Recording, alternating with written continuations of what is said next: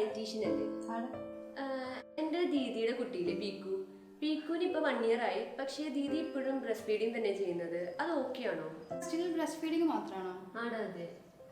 Breast feeding എന്ന് പറഞ്ഞാൽ നമുക്ക് ഭയങ്കര ഇമ്പോർട്ടൻ്റ് ആയ ഒരു സംഭവമാണ്. കാരണം നമുക്കറിയാലോ, അവർക്ക് മദർ ബേബി തമ്മിലുള്ള ബോണ്ട് ഇൻക്രീസ് ചെയ്യും. അതുപോലെ തന്നെ ആ ബേബിക്കിന് വേണ്ട എല്ലാ ന്യൂട്രിയൻസും അവർക്ക് അതിൽ നിന്ന് കിട്ടും. അതുപോലെ തന്നെ അവർക്ക് ഇമ്മ്യൂണിറ്റി ബൂസ്റ്റ് ചെയ്യാൻ ഹെൽപ്പ് ചെയ്യും. ഇമ്മ്യൂണോഗ്ലോബിൻസ് ഒക്കെ അവർക്ക് അതിൽ നിന്ന് കിട്ടും.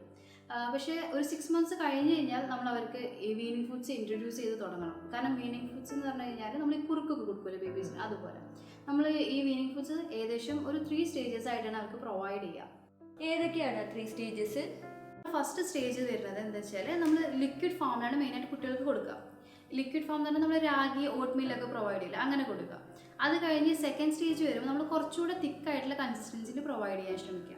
ഇപ്പം നമ്മൾ ഈ ബനാന, ആപ്പിൾ അതൊക്കെ കുറച്ചുകൂടെ സ്മാഷ് ചെയ്തിട്ട് അങ്ങനെ കൊടുക്കുക. പിന്നെ നമ്മളൊരു 3rd സ്റ്റേജ് വരുന്ന സമയത്ത് നമ്മൾ കഴിക്കുന്ന പോലെ തന്നെ എല്ലാ ഫുഡും അവർക്ക് ഇൻട്രൊഡ്യൂസ് ചെയ്യുക.